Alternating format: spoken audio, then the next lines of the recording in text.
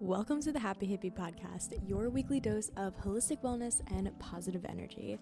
I'm your host, Amanda McCormack. I am a yoga teacher, a personal trainer, and a wellness guide. Each week on this show, we explore simple tools, ways that we can powerfully shift our mindsets, and we explore some inspiring conversations to help you create a life that feels really good inside and out. So this is where wellness meets happiness. Let's dive in. Welcome back to the podcast. I'm really excited. I record these at different times, so I don't actually know if this is going to be lined up with the date, but this episode should be coming out right around the time I'm going to California. I'm going to Mount Shasta, and I'm going to be helping out with a yoga retreat, so a lot of cool stuff happening there. I'll give you an update when I come back, but I am really excited. My uncle lives out there, so I'm going to hang out with him for a few days before I go to the retreat. I've never seen certain parts of California. I've only been once, and I've only been to Long Beach because my friend lived out there, but I don't know a lot about California, so I'm kind of excited for that. I'll update you when I'm back. I think this is either dropping around the time I'm going or before. In the middle. I'm not going to tell you the exact details just in case you want to come and kill me while I'm in the woods. So besides that update, I'll give you more information at the end of the episode just so we can kind of get things rolling in a moment. But we do have two new really cool things coming to the Happy Hippie Podcast. We have a merchandise launch. I've been designing merch for literally like 3 months. So we have new hoodies dropping, tote bags, and sticker packs. And again, everything's really cute. It's not just the name branded on it too badly. Everything is like really fun and you would actually want to use it. So you can check out the Happy Hippie Podcast Instagram to see some of the designs. And I'm due to launch it on October 16th. I'll update you in like 3 days though. I might push it off another week because I will be away somewhere around that time. So I don't know if it's going to collide with this project I'm working on, but it's launching within a week to 10 days. So I'll give you the updates. Follow the Happy Hippie Podcast Instagram if you want more information on that. And then we're also launching a online meditation, yoga, healing energy community library where we're going to have book clubs. We're going to do monthly yoga sessions, and that part is totally free. And then there'll be access to meditations and yoga classes, EFT tapping, full sound baths, all about that at the end of the episode. And stay tuned. I also have some discounts for a lot of the things coming up. But today's episode, we're diving into the topic of something that is personally challenging for myself, and I also think it's universally challenging.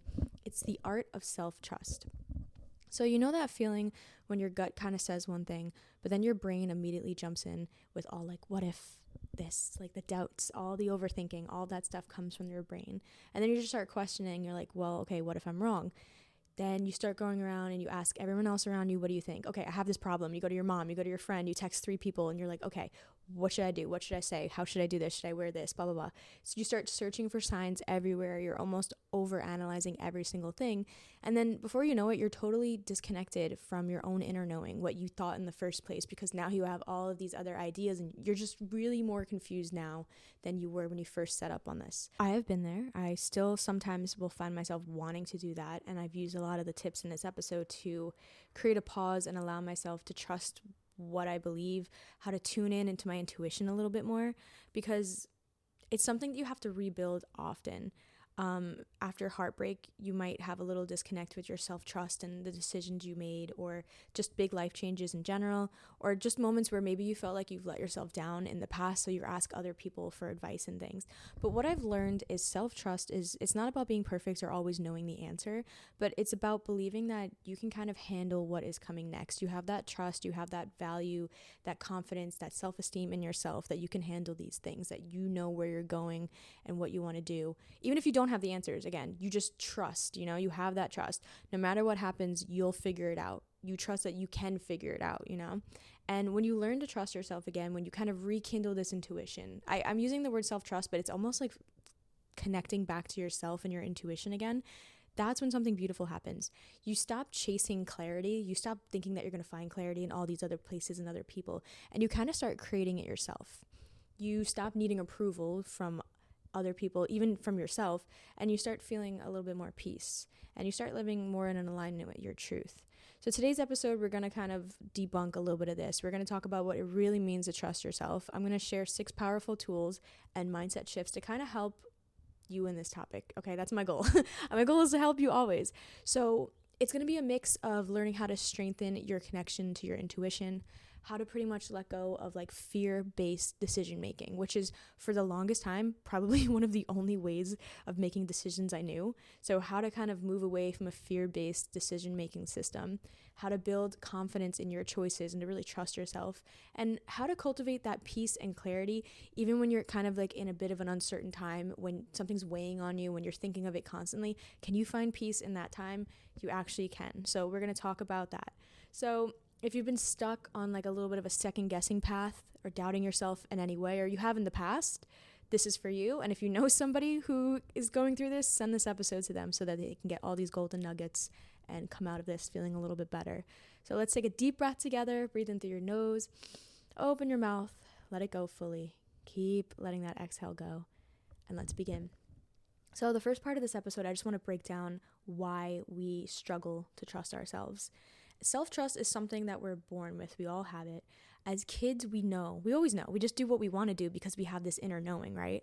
We know what we like. We know what feels right. We know what feels wrong. And we know what kind of lights us up, which is why a lot of the times in past episodes, you'll always hear me talking about going back to what you enjoyed as a child, because that's part of you. That's part of your being, part of your whatever you want to call it, like your universal gifts, the things that you have, the things that light you up. You know what those are. They're in you. And when we were a kid, we didn't even second guess anything. We just did what we liked and we followed it kind of blindly, you know? We didn't question our joy. We just followed it. And somewhere along the way, which is just growing up and going through life, we start to lose that connection because we start intertwining ourselves out in the world with other people, what we think we should be doing, what maybe we liked at the time and we wanted to explore a little bit more, and then turned out it wasn't for us. We separate from that thing that's in us, that knowing, that trust, our passions, our truth. And maybe other people kind of influenced that too. It could have been teachers and parents that told you that your feelings were too much, or your goals were too much, or that's not possible. We learned that being liked or being approved of was much more important to us than being honest and doing what we want to do, or following that little bit of joy, that bit of light that lights us up. Or we made choices that just didn't go how we hoped or how we thought they were going to go.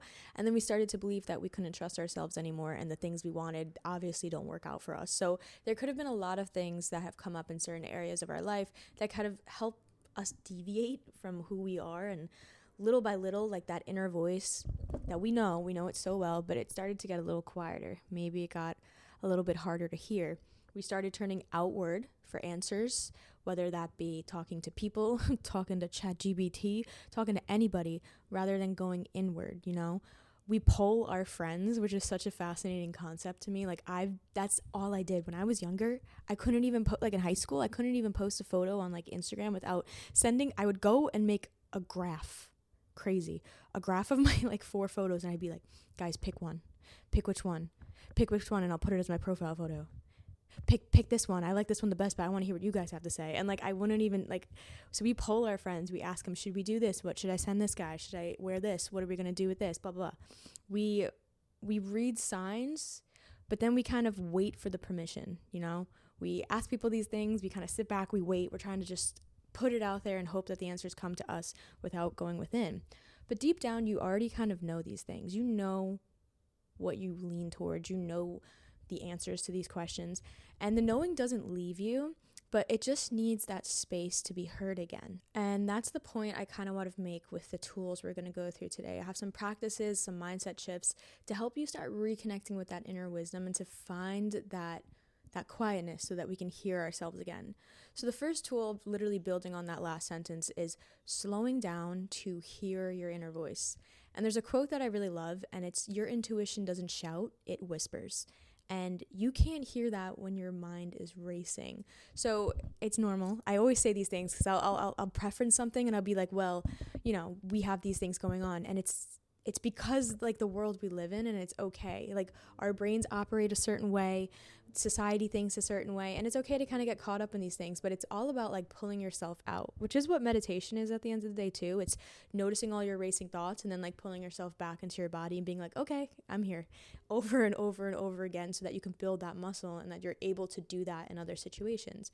So that's kind of like what this quote is about. It's when your intuition, it doesn't shout, it doesn't scream at you. You're not going to instantly know an answer when you're faced with a bunch of questions, but it's going to whisper something to you, you know, and you can't sometimes hear that whisper if you're so disconnected with your body, if your mind is going a million miles per minute all the time and you don't have a way to like zoom out and look at these things, to find that awareness, just to find a little bit of peace.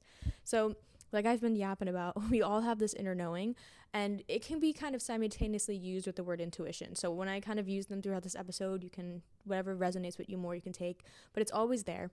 It can just become a little disconnected, you know?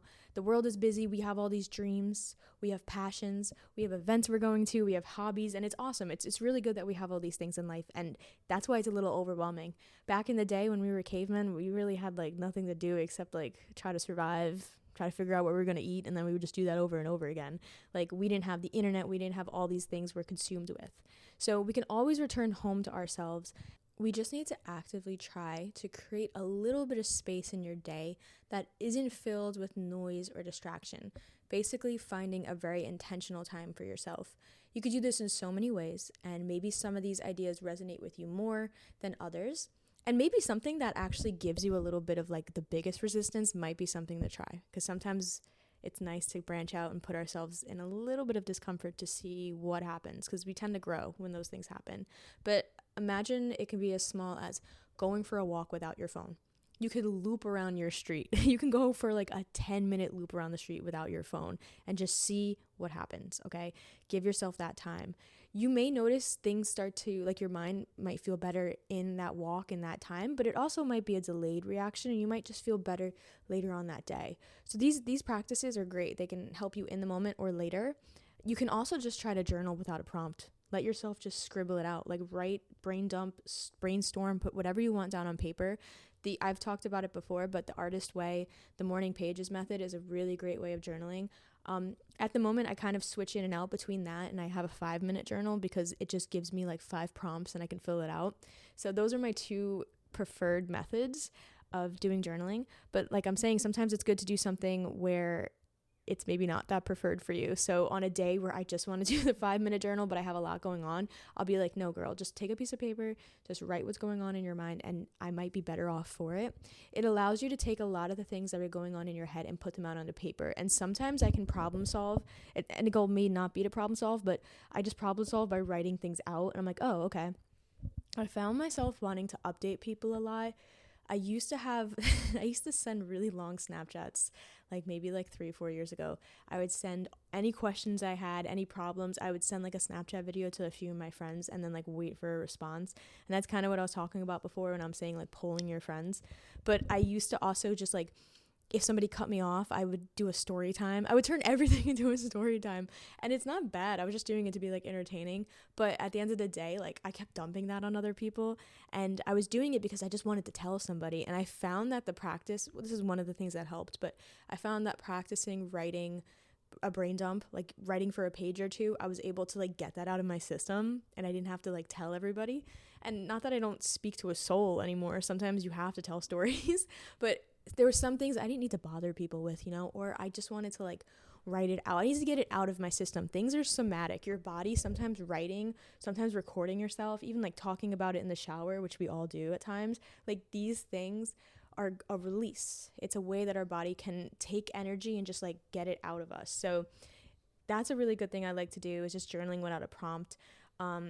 We talked about going for a walk without your phone, or maybe even just trying to do a workout without your phone. That's actually a lot harder. Sometimes music is just like the best tool there. Or just taking a few deep breaths like before responding or making a decision, you know. You could do breath work for just 2 rounds. Like last week we talked about the 4-count breath. Like if you literally are texting somebody and it's getting heated, you can take a few seconds to just breathe in for 4, hold for 4, let it go for 4, hold for 4, and repeat that 2 or 3 times. And in that silence, in that stillness, when we slow down, that's when a little bit more clarity comes up. And I know personally, I don't actually have a lot of success on making decisions like on the spot. I'll tend to like dwell and make myself really anxious over time and like hold it in me, and I'm always thinking about it, whatever it is. But I find that if I leave the thing aside, you know, I try to walk away from what I'm doing for just a few minutes and I go do something else, the clarity will come to me later. It's a little bit delayed. It's like stepping back, like I said, taking a pause, and then you can reconnect to yourself. You can find a little bit of that inner knowing, that guidance, by just slowing it down, doing something that relaxes you, puts you in a flow state. Things that put you in a flow state, which is like a meditative state, are really, really good. It can be playing an instrument. It can be working out. It could be dancing, any type of movement, you can find a YouTube video and like go along with it for a few minutes.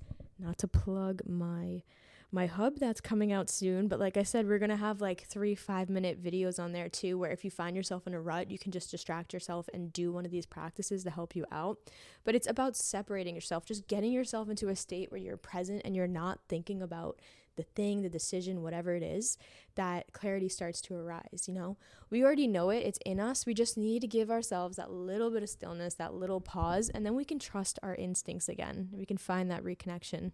Next one is a really big one. I feel like the world we're in tells us to do the complete opposite. But tool number 2 is asking your body and not your brain.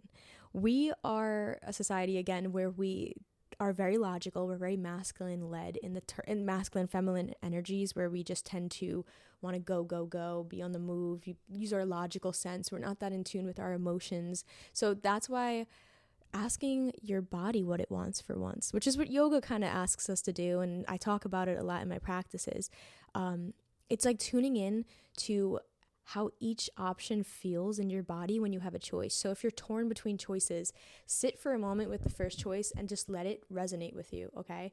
Notice how it makes you feel. And this sounds funny. My example is something that's not even that big, but we were picking out new couches for our apartment last week, and it was the same couch, and we narrowed it down to 2 colors. And I really, really thought I was going to go with one color, which was a cream color, because it's so cute and pretty. But obviously there's some cons about having a white couch. I understand. And then the other one was a really pretty like forest green. And the theme of the living room I'm trying to build has like sage greens, forest greens, a little bit of like pops of orange and earthy tones. Actually, this is another thing we can yap about forever. I'll update you when we fix up the apartment that we're in, because I think it's going to look really cool. And it's like a jungle because I have so many plants. But anyway, I sat there and I was trying to get myself to pick between these couches. And this is one of those things where I had to pick in the moment. We were in the store, we were buying the couch. We saw it a few months prior, let ourselves think about it, and now we're in the store and I really still didn't know. So I kind of used this tip where I sat there, I like in the store closed my eyes, and I was like envisioning having the cream couch in my living room. And I was like, does this make me feel good? Like if I walked out of this store right now, how would I feel with this couch? And again, I know this is like a funny example, but this is what I did. I sat there for like 20 seconds, closed my eyes. I noticed if I was like tensing up, because your body will tell you these things. Like if my jaw was tensing, would I be happy going out of here? Like I tried to envision myself leaving and moving on to the next thing. And I'm like, okay, if we were doing the next thing in my day, would I still be thinking about the fact I didn't get that other couch? Part of me was like, And then I started thinking about, the first thing I started thinking about was like, well, I'm going to have to be super precautious. Like if I eat in the living room, and I started to get a little bit worked up thinking about these things. And I noticed that reaction in my body. And I was like, okay, interesting. I'm not judging it. I'm just observing. And then I started thinking about the green couch, the other couch. And I didn't feel that stress when I was thinking about it. I was like, well, you know what? I could put some cream colored blankets on the couch and still have that like pop of that white cream color. But I can move those cream blankets away if I have company, and I have food out or things like that, and I don't have to stress about it. And I just noticed I had a more stressed reaction in my body when I was thinking about getting the white couch. And I was like, you know what? I think my body is telling me on that one. And this is an example that's really this isn't obviously some of these choices we're comparing today's lessons to are not buying a couch. They're literal things that maybe are weighing down on us emotionally. They could be big choices in life. They can be everyday choices. But that method does work, Our body is always telling us something. And in yoga, I use this same theme a lot. We can slow down, which kind of ties in point number 1, and listen to what our body wants.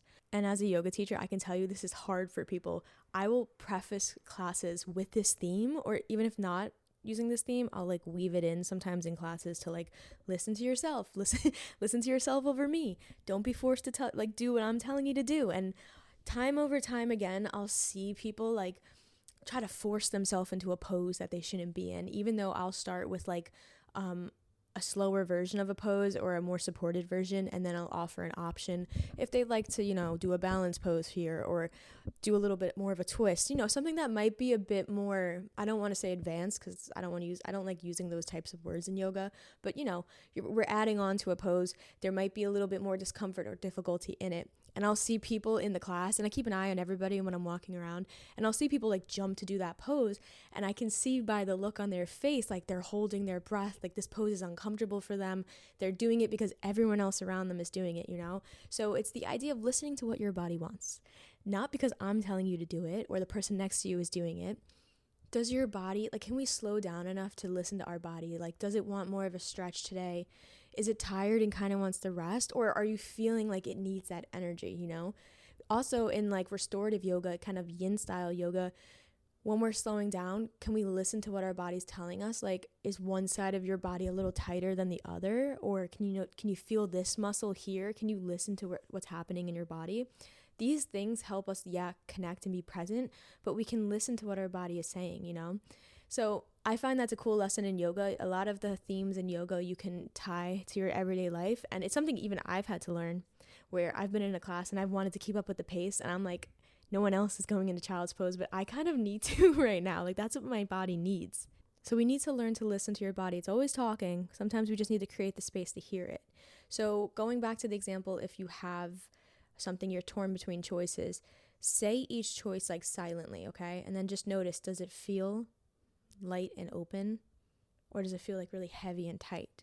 Your body has this wisdom. It knows these things inside, and it's always trying to communicate with you and tell you, through your energy levels, through the sensations you feel, and through your intuition, which is also why when people overwork themselves, your body will tell you when it's overworked. You start shutting down, you start burning out. It's your body's way of coping with these things. So we don't have to let it get to that point. We can start to listen to our body now and start to trust that language that it's speaking to us. Tool number 3 is learning to release the need for validation, which is very hard because humans want reassurance, But when you constantly look to others for direction, you start to silence your own truth, your own desires. You're muting yourself and watering yourself down when you're constantly going out of your way to hear what everybody else wants. Also, it's not when you're making choices and things, it's not their life. It's your life. You're the one that's going to have to live with these things, even little small things on your everyday scale. You owe it to yourself to give you the things that you want and the things that you enjoy. You're experiencing it, and it's kind of what I was saying before, when I polled friends a lot of the times, try to resist that urge when you can, on the spot, to text 3 friends and ask about what am I going to do? Next time you feel the urge to text somebody and ask for an opinion, just pause for a moment and just try to ask yourself first. You can still text them. I'm not trying to police you and your friendships, but just ask yourself first. Get into the habit of doing that, What do I think? Or what feels right in my gut? And you can go back to the first point and the second point too, of slowing down and asking yourself in your body, Even after you ask advice for other people, start with you. It's nice to hear opinions and points of views, pros and cons, but the small shift kind of starts with rebuilding that bridge back into your self-trust by just asking what you want over things, It's a really small tip, but it is important to try to, over time, release that need for validation. Tool number 4 is refining what mistakes mean. As a society, we tend to focus a lot on results over the actual journey. And most of our life is just that journey, going from point A to point B. Yeah, we move points a lot in our life, but a lot of the timeline is spent in between points. And sometimes we try to rush it, or all we think about is the end. But we need to look at what's happening in that journey. 1, enjoying it and being present. But 2, in a journey from point A to B, there'll be wins, but there'll also be some failures and some mistakes. And they are the lessons that I honestly think are the key to life, is looking at your path and what you did in a non-judgmental way and figuring out the key to how to move on by changing your responses to things, by learning from your mistakes, We often think oh, if I trust myself and it goes wrong, that I can't be trusted. That's something our brain will tell ourselves. If we say, oh, okay, I'm going to try this for the first time, this looks fun, and then you end up getting hurt or it doesn't work out, then your immediate reaction is to pull away from that and never do that type of thing again. Whether that's putting yourself out there or trying something new, you'll pull back and your brain just wants to keep you safe because that's all it ever does, and it's okay. But we need to know that we're not untrustable, we're not wrong. Every decision kind of teaches you something. Every moment that you act from your intuition, and even if it doesn't turn out like perfect, that builds trust over time. Taking those actions, lining up with that. Confidence doesn't really come from being right all the time, even though you think it would. Somebody who has a lot of education and knows how to do something and has done it 100 times, you think that, oh, maybe they know everything and that's why they're so confident. But it doesn't come from being right all the time. They're confident because they made the mistakes and they know what to do now. It comes from trusting that you'll be okay, when things don't go as planned. You have to have that trust. You're strong enough to take these actions, and if it doesn't work out, you'll be okay in a sense. And once you have that, then it's not impermeable, Nothing else around you is going to affect your happiness. It's finding that peace within. You can find peace knowing that when things don't happen, you'll be okay, You can learn to pivot. You can learn to try again. And it's pretty much just you in this journey in life. Yes, we have some really great people around us. We have friends, we have families, but only we can listen to our hearts. Only we can pretty much choose to look at actions and choose to change it, or choose to kind of stay the same and choose to feel it out. You're the one in the driver's seat. So you're the one that can look and reflect at these things. Other people can't do that for you. You can't really find that in books. You can hear me talk about it, but taking that and kind of letting that integrate with you, letting it sink in, and know that during this journey, you get to play around. You get to choose to change. You can stay the same. Sometimes staying the same is the good thing to do. Just keep taking messy action. Keep trying things. Every decision is going to teach you something. Just act on those intuition, on that feeling. And if it doesn't work out, just keep trying. It will teach you. It'll build up confidence. You'll figure it out as you go, but you can't be afraid of failing once, even on a tiny scale. You have to be okay with these things, and it feels uncomfortable. Our brain doesn't like this type of stuff, so don't worry, you're normal for feeling this way, but you just got to keep dipping into that little bit of uncomfortableness over time, and it's going to build that trust within you. Tool number 5 is noticing when fear is running the show, when you're not in the driver's seat and fear kicked you out and made you sit shotgun.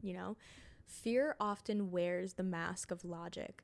So we make a lot of decisions from fear, and we say, oh, well, logically, I shouldn't do these things. Or you start thinking about stuff, and we're saying, I'm being really realistic, or maybe I should wait because it would be much better, be much more cushiony if I had all these things lined up, if I had enough money for this, if I looked like this, if I did this, then I can make my jump, my choice, whatever, That's fear talking, but it sounds like logic in our heads. And fear-based choices are usually going to be the ones that are tight, in your body. They're going to feel tight and they're going to feel restrictive, okay? And again, there's a time and a place. Sometimes we need to be a little logical. But I did see this one girl post I think she posted a reel, or it was a story series one time. And she was deciding between buying a car. I think she was deciding between buying a really normal car, and then there was this cool car that was her dream car, and she couldn't drive stick, and it was a stick shift car, and it was a hell of a journey to go pick it up. It was far away, and she was living in the jungle, and she was texting her friends and stuff and asking what should I do? I really like this car, but obviously I feel I should go this way. It's the more logical choice to get the normal car, not the cool dream car. And then the person who was her friend was when have you ever actually done something logically? You never do anything logically. Why are you going to start doing that now? And not that story completely resonates, but that quote has stayed with me sometimes when I felt myself talking myself out of things, where I'm well, this doesn't line up. Maybe I should do this. Maybe I should do that. I'll step back and be look at all the things I've done in my life. When have I actually done things logically? I literally moved to Hawaii with a backpack by accident. I meant to stay for a month and ended up staying there for almost 2 years on and off. I've started little businesses and things out of just making it up. I've done so much where it wouldn't per se be the logical path to do. I don't know. It's just sometimes you don't need to be logical. And I've learned that because I've made some scary jumps where logic wasn't really in the driver's seat. The fear was there with me, but I was able to just be okay, I'm going to try this anyway because my heart is telling me to do it. And it has opened the doors to so many different things, So ask yourself when you're thinking of a decision, am I doing this from fear? You can always journal these out. You can always talk to yourself, do a voice memo session with yourself. Is this decision coming from fear, or is it more, does it feel aligned with me deep inside? Does it actually make me a little bit happy when I think about it? If it's fear, you can take a deep breath And remember that fear just wants to protect you. Coming back to the human brain, it's just a way of our brain trying to keep us safe. It's normal for these thoughts to come up. And you're a pretty smart person if you're logically thinking things through and going through all these choices and decisions. You can thank the fear for trying to keep you safe, but you have to try and choose courage. Courage exists with fear. It coexists with fear. You'll never find courage where there's not fear. You have to kind of be a little afraid and do things anyway. And it's easy for me to sit up here on a microphone and say that, but I've done it in my life, and sometimes I've chosen not to do it, and I regretted it and wish I did do things. So basically, just wrapping up the other tools into this, you have to find that moment of stillness. You need to find a little pause and just ask yourself, like, as you're going through it, like, how does this feel in my body? Am I doing this because I'm afraid? Like, is that why I'm kind of leaning towards protecting myself and not wanting to do it? Or can I find that little bit of courage and maybe do it anyway? Our final tool today, tool number 6, is all about celebrating the small moments of trust, Every time you actually do listen to yourself, just like anything in the world where you want it to stick, you need to reward yourself like a dog, okay? Anytime you listen to yourself, celebrate it. So maybe you said no to something when it didn't feel right. Maybe you held your own, you stood tall, you kept your boundaries with something. Or maybe you followed a creative spark. You could have done the opposite. You could have given yourself a rest day that your body needed because that's what your body was telling you. These are tiny moments of proof, They're showing yourself that you can trust yourself and you can do these things. The more that you recognize these, the louder that intuition, the louder that voice inside you will become over time. Oh my gosh, the clock literally just turned 111 when I was saying that. So not to get all hippie on the Happy Hippie podcast, but I think that message was meant to be heard, So reward yourself when these things happen. Recently, I've been holding off on letting myself impulsively buy things all the time, and I will wait till I complete a little goal, like a little bit of a habit or something. And they're small things; they're not really big things. Like, I kind of know I will be able to get the thing I want, but I'm like, okay, let me just make sure that I journal every morning for the next 5 days, and then it actually makes me do it, and then surprise, this stuff actually works. It's almost like a little kid with allowance, but I'll do things like that to kind of give myself a reward. And again, we're talking about habits now, but anytime that I've been using it to condition myself. So if I want to stand up for myself, I'll be like, you know what? I'm going to send this message to this person. I'm going to tell them, I'm just in a nice way, I'm going to stand my boundaries. I'd prefer this, and this, even though it's a little scary for me to do it, but I know in my heart, that's the right thing I should be doing. And then I will go get myself a matcha. So I've been doing things to kind of reward my system into wanting to stand up for myself, into wanting to take a leap and do something creative, or into giving myself that rest day and finding a little reward. Any way you can do it. It could be super small, but it's a nice way to kind of close a habit loop and take all the advice that we just talked about, do it, and then you'll have something to look forward to. It can be super small. You can play around with this. Maybe once a week you try one of the things we talked about, and then you give yourself a tiny reward, and it'll make your brain want to do it more, just like your little dog. So the final thing, taking all these 6 steps, is rebuilding this relationship, using them as a way to do that. So think of it like a relationship with yourself, If you've spent years ignoring your intuition or doubting your choices, doubting the things you do, it might take time to rebuild that connection, just like a lost connection and a lost relationship with a person. And that's okay. Just like we always talk about, you can start small. You could ask yourself daily, just kind of like we were saying with rewarding yourself, what can I do today, or what can I do this week to show myself that I trust myself? Maybe it's keeping a promise to yourself so you can get that reward. Maybe it's honoring that you have to say no to something. Or it's just listening. You can just try to listen to your body while you're stretching, while you're doing yoga, without judgment, just noticing what's happening, The more you do these things, the more that you'll realize you always know what's best for you and which way to go. Yeah, I think it's important and it's nice because if you think back on these 6 tips, just try to find one, that you can use to work on this relationship, and it'll help you connect back to your inner guide, your inner knowing. So to end today's episode, I'm trying something new. I would really love your feedback. I might put a poll on this episode, but if not, you can always reach out to me on Instagram about anything you're liking on the podcast. So just always let me know. I'd love to stay in communication with everybody. I've been thinking about adding a short meditation, 2 minutes, to some of the episodes. The last episode we did breath work together, and I also led an EFT tapping session for 2 minutes on the episode. So that was episode 62 if you want to check that out. So for this week, I have some journaling prompts that I'll give you. They'll also be listed in the description on a link so that you have them visually written down. And then we can do this short 2 to 3 minute meditation. If you are driving at the moment, it's going to tie into what we were saying, obviously. If you're driving, just listen to the words, because again, it's something that maybe you can use this time to slow down and listen to your body, but you can still kind of be present in your world. But if you can, I definitely would encourage you to take a deep breath in, let it go, and maybe close your eyes, start to settle in to the moment that we're in. Take a nice deep breath in through your nose. Exhale slowly through your mouth. Just let your shoulders relax. Let your jaw unclench.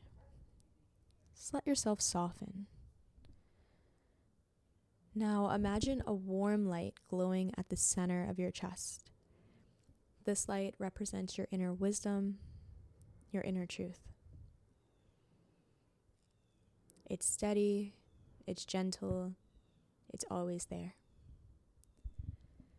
Take a deep inhale in. Let it go.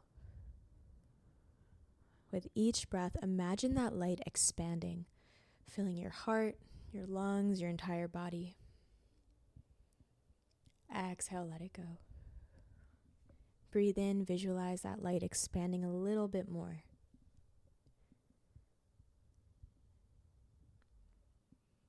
And just keep breathing.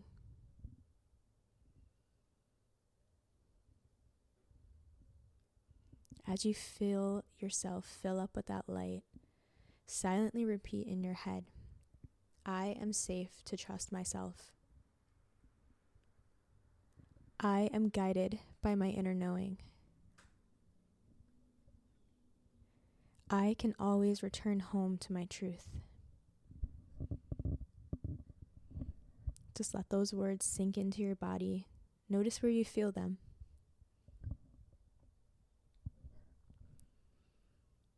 Just feel your breath deepen, your mind soften, and your energy come back home to you. Knowing that no matter how far you've drifted from your intuition, it's always waiting for you. It's always patient. It's always present. Let's take one more deep breath in through our nose. This time, open your mouth, release it fully. You can place a hand on your heart and whisper to yourself, inside or out loud, I trust me.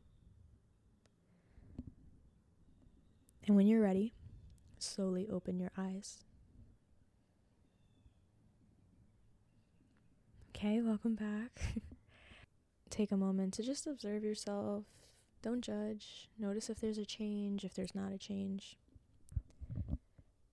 And while you're sitting in silence, I want to share with you 4 journaling prompts that you can use to dwell a little bit deeper on this topic. One of them is, when in my life have I felt really deeply connected to my intuition? You can think of that experience. What did it feel like? Just journal it out. Notice how it felt when you made a decision that really lit you up, or you followed something, you followed a gut feeling. You can just write out about that experience. It'll help connect you back to those emotions, those feelings. The next one would be number 2. What moments or experiences made me doubt myself, And kind of what would it look like for me to forgive myself for them? This way you can kind of go down and brainstorm what kind of gave you that blockage, It's about experiencing the good emotions and then noticing maybe what was a little bit of the roadblock along the way. And number 3 is, where in my life am I ready to start trusting myself again? If you have any areas that you might feel a little stuck in, a little stagnant in, that you constantly are asking people for help in, or you don't really, it stirs that emotion up in your belly. That might be an area that you want to start trusting yourself again in, to lead you down a different path. And coming back to what we were talking about, how to integrate everything, number 4 is, what small action could I take this week that really says I believe in me, You can take your time with these. There's no right or wrong. It's just seeing what comes out. And again, that's actually your intuition talking to you. So if you have the time, those are some really great questions to bring a little bit of your personal journey into the topic. And I'll write them down in the caption below so that you'll have them written out, So no need to go back and copy them down like you're in school. But to go with the name of today's episode, self-trust is an art, okay? Once you practice it daily, you get better at it, just like any type of art, any type of practice. It won't always be perfect, and that's okay. But every time that you listen, that you honor and believe in yourself, you come a little bit closer to that peace that you're looking for, that you're seeking. So wherever you are today, just remind yourself that you're really capable, you're wise, you have this knowing in you, and you can always trust yourself. So thank you so much for listening to today's episode of the Happy Hippie Podcast and for being a part of this growing community. I have a few little updates that we were talking about earlier. Again, first, our official Happy Hippie merch is dropping this month. Cozy hoodies, tote bags, little stickers. They're going to have some quotes we talked about on the episode, some really nice colors and art that kind of are inspired by the aesthetic of the podcast. And the point is they're to remind you of that really glowy energy we talk about and that you hear every week on the show. They can be a little bit of a reminder, a little bit of an anchor, and they're cute. So you can't beat that. There's a few color choices, so they're kind of unisex. You can just pick whatever you want. They're not intrinsically girly or anything. So again, follow the Happy Hippie Podcast on Instagram for more information and to see what the merch is going to look like. And finally, the Glow and Flow Hub, which is my little meditation community hub, is dropping the first week of November. It's an online studio. It's a community space. It's a growing library. So it's 3 different things basically. It's full of meditations, full-length yoga classes, breath work, sound baths, EFT tapping. The list goes on and on. Tons of other healing tools. So did you hear my weird accent there? How did I say tools? I was like, tools. Yeah, sorry for that. I'm not even editing that. That was just a really weird fluke of my tongue. But everything is super easy to filter, okay? So we can filter it by time. We'll have 5-minute, 10-minute, 15-minute, 45-minute sessions. So if you're in a rush or you're looking for a time to squeeze in a practice, you can easily filter through all of the work through that. But you can also look it up through theme. We're going to have themes like self-love, manifestation, things to help you sleep, things to help with heartbreak, energy boosters, things to calm you down in anxiety-filled moments. So members of our podcast are going to get free access to the monthly full moon classes. We're going to have a book club, community gatherings, and there's also an option to upgrade to access the entire collection. So we're going to kick all of this off at the end of October. There's going to be a 3-day glow challenge the first week of November. I'll give you more on that as it comes up, but basically you'll get access for 3 days to tons of the content for free. So you can follow us on Instagram at the Happy Hippie Podcast for updates, for sneak peeks, all that good stuff. If you want a free meditation right now, I have a really nice master morning meditation that kind of helps set you up for the day. It goes through affirmations, helping you visualize your future self and work backwards into what you want to bring into your day. All you have to do to get that meditation is just rate this podcast 5 stars, take a screenshot, and then you can just send it to me over on Instagram. You can send it over to the Happy Hippie Podcast Instagram. You could also send it over to my personal Instagram, Happy Holistic Hippie. And once you send that screenshot over to me, I will send you immediately a link to access the meditation right now. And it's under 15 minutes, so you can get it done any morning without an excuse. But you guys rock so much. Thank you so much for listening to the Happy Hippie Podcast. If this episode resonated, share it with somebody who might need this message today too. Don't forget to subscribe to the podcast, give it a quick follow, leave a review. It helps this community grow. You may have noticed we added ads to the beginning and end of the podcast. That also is really helping get the podcast up and moving. So it's only like 20 seconds. If you wouldn't mind letting it roll out at the end of this episode, this way we could get your view and then we can build some magic with that view. Until next time, stay grounded, stay glowing, and keep flowing with trust. I just made that up and it was kind of weird, but hope you have a really lovely day. We'll see you next week.